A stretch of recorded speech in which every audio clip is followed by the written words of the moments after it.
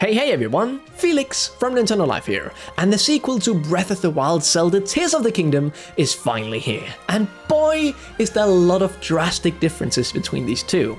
There's also a lot of stuff that is pretty much the same, but today we're here to look at the smaller changes, the quality of life improvements, the tweaks they've made to this game to make it an overall just better experience than its predecessor. We have 25 plus of these, so without further ado, let's just jump right into it.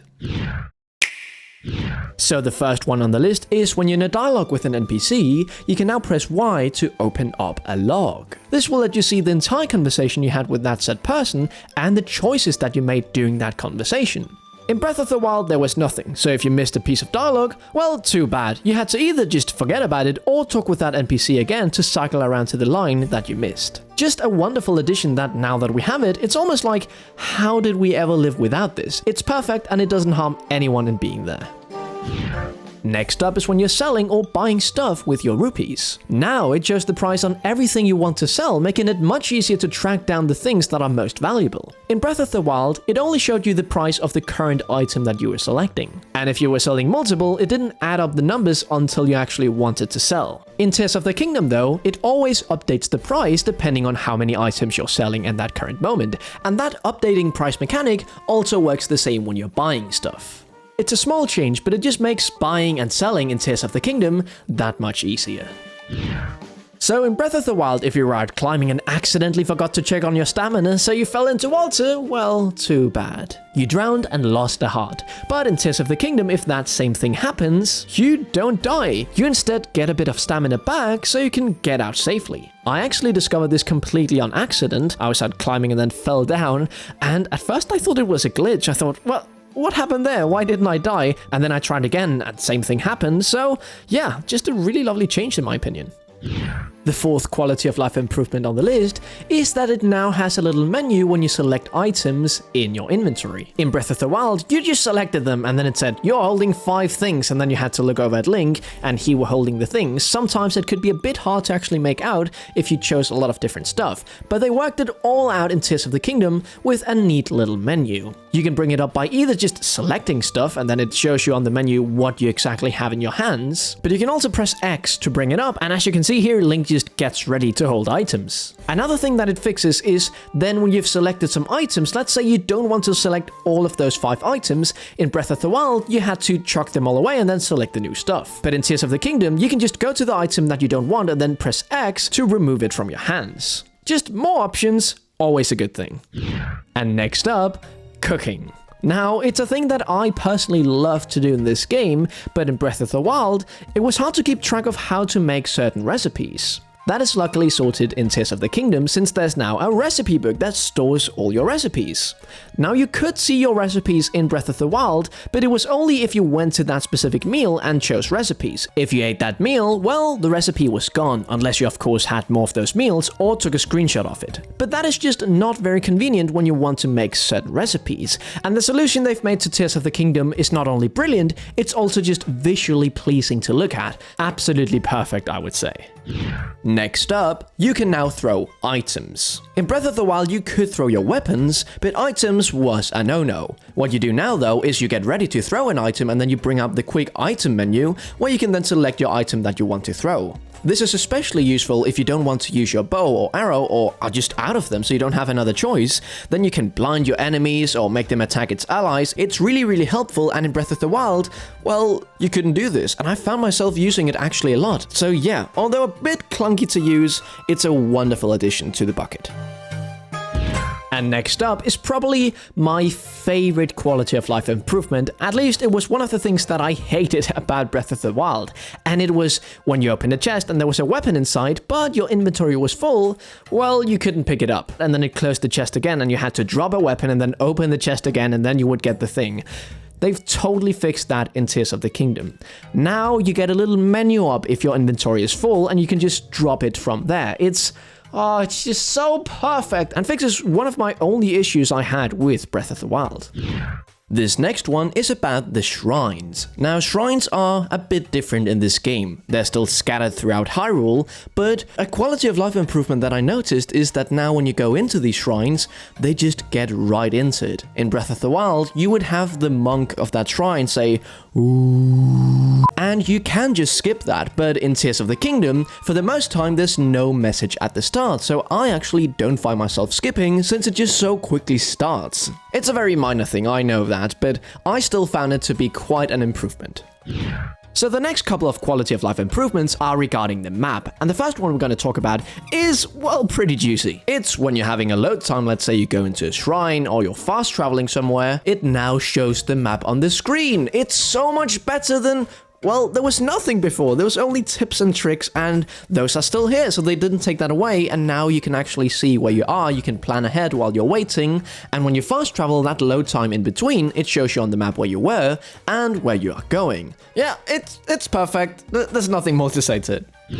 Now, before you fill out the map, it actually shows you a bit more information about Hyrule. In Breath of the Wild, there was nothing, but here in Tears of the Kingdom, it's much easier to see where everything is at. It doesn't show too much, so you still want to go out and fill the map, but it's really nice since most of us already know Hyrule, and just having those small details is enough for us to know exactly where everything is. So this one is regarding the stuff you place down on the map, because we have a couple of nice changes here. First, we have a new pin, which is really helpful, although I always feel like I'm out of these. Still, one extra is always welcome. And then we take a look to the stamps. The bow and shield has been replaced, but we also have an additional stamp, which is probably my favorite of the bunch. It's the stamp of a person, and I've used this tons of times. For example, I came across this Goron, and at the time I had like 5 rupees left, and he had a challenge to offer, but I couldn't accept it because I was broke, so I put down a stamp, and then I came back to it later when I was a bit richer. It's just really lovely having not only more pins, but also more stamps with more variety. So this last map-related one, at least for a while, is map coordinates. It's located at the bottom of your minimap, and it's just really helpful when you want to share a specific location, and it doesn't take up much of the minimap, so most of the times you don't even realize it's there. Yeah, that was a quick one, but let's move on. Moving away from the map, we now dive into the water, and here we notice lily pads. Not only are they pleasing to look at and fun to interact with, they are especially helpful if you're out swimming and low on stamina, then you can just jump on one of these to replenish your stamina. Man, that animation when it goes under the water when you're standing on it, oh, it's just lovely.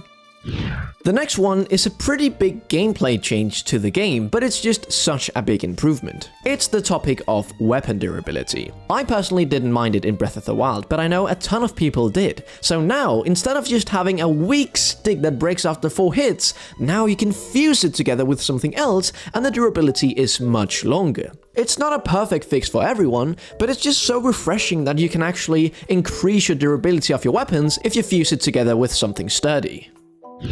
In Tears of the Kingdom, each weapon type has a little icon, and that is displayed on each weapon depending on which weapon class it is. Breath of the Wild had nothing, you just had to make your own guess, and I know it usually is pretty obvious to tell which weapons are one-handed, two-handed, but now with the new fuse mechanic, it can actually be pretty tough sometimes to tell which weapons are what, thus the little icons coming into play. It shows everything from spears, one-handed weapons, two-handed weapons, scepters. It's really a lovely little change, and even cooler, they color-coded each different icon with their own color.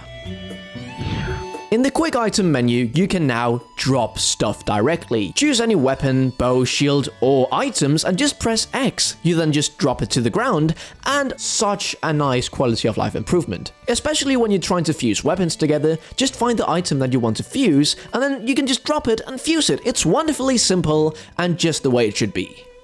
Stables in Breath of the Wild weren't really the most important thing. Yes, you could get your horses there, and there was a couple of side quests, but really, you could play the entire game without going there at all. In Tears of the Kingdom though, there's much more stuff to do, and in turn, they had to make the stables more visible at a distance. Their solution? Adding some smoke. The giant horse-like building that is the stable now produces smoke out its nose, which makes it really easy to spot stables at a distance. Breath of the Wild, well, there was nothing there, so in tough weather, it could be really tough to tell where the stables were. See what I mean? So yeah, it was a perfect fix to not only intrigue you to get to stable small, but also just to spot them at a distance. Simply brilliant.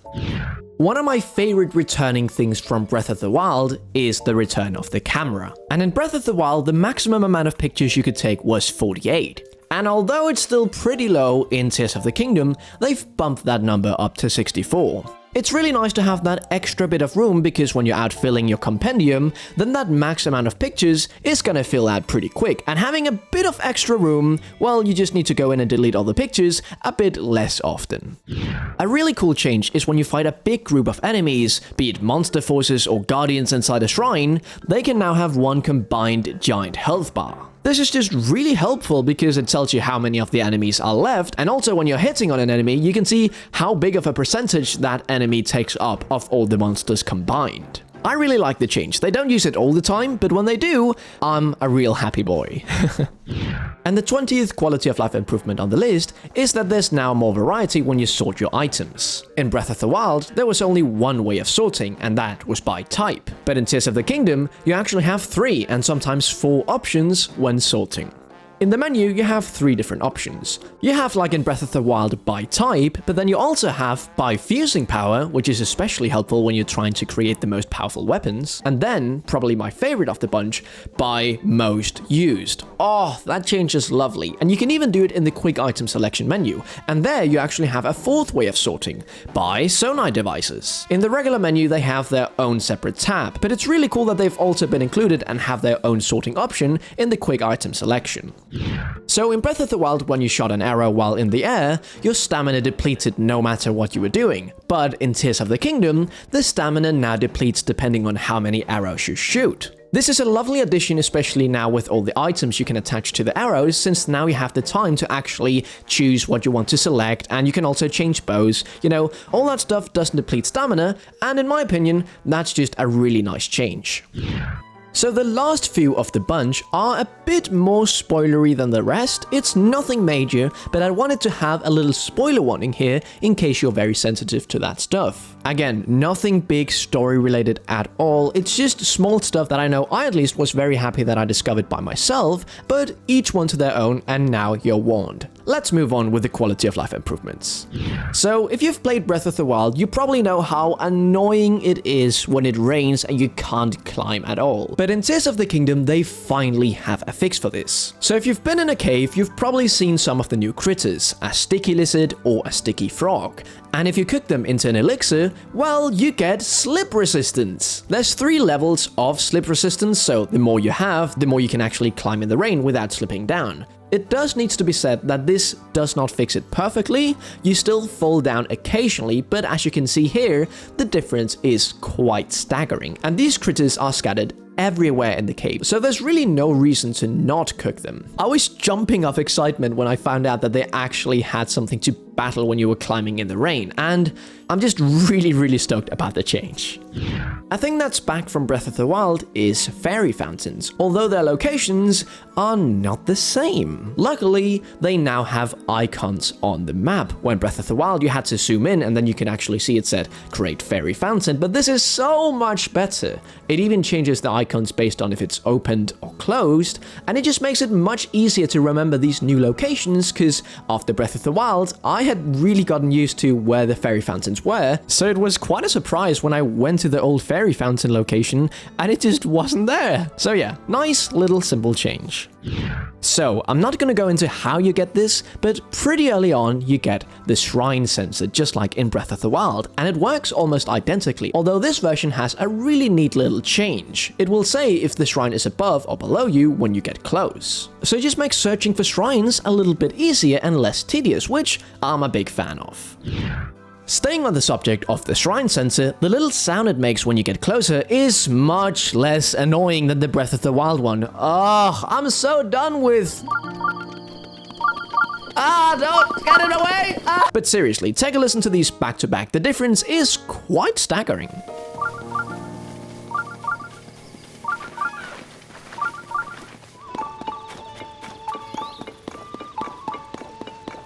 And you're gonna hear this sound a lot on your adventures, so making it less annoying to listen to, well, it'll save you from insanity.